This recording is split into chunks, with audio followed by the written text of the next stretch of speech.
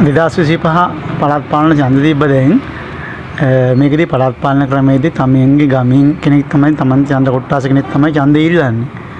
ඒතර මේ මනුස්සයා දන්නා දුන්න අය ඥාති හිත මිත්‍රාදීන් එන උපන්දා ඉඳන් හිටපු ගමනේ.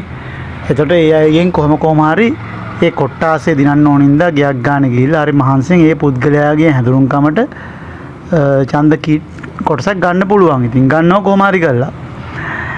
ඉතින් අර ගමේ හිතවත්කමට Tamanට උදව් උපකාර කරපු නම් එයාට ඡන්ද හොයාගන්න පුළුවන්. එතකොට පක්ෂේ බල්ලා මේ පක්ෂ නායකයා බල්ලා නෙමෙයි ඡන්ද දෙන්නේ. ඒ පුද්ගලයාගේ හිතවත්කමට ඒ පුද්ගලයාගේ ආය හම්බෙන්න ඕනේ, මුණ බලන්න ඕනේ. ඒ හිතවත්කමට ඡන්ද දෙනවා.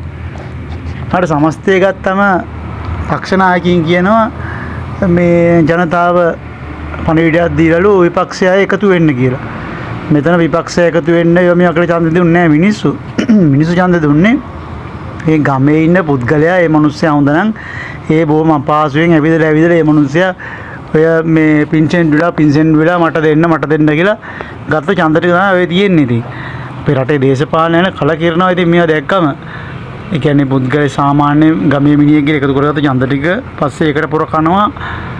තව අය මේක මේ අපිට ඡන්ද දුන්නේ එකක් එහෙම කියලා. පක්ෂ නායකයෝ වල ඡන්ද දුන්නේ නැහැ නේ මේකෙදි. මේක දුන්නේ ගමේ පුද්ගලයාට. ඉතින් මේ දේශපාලනය කොහෙටද කියලා හිතා ගන්න බෑ දැන්.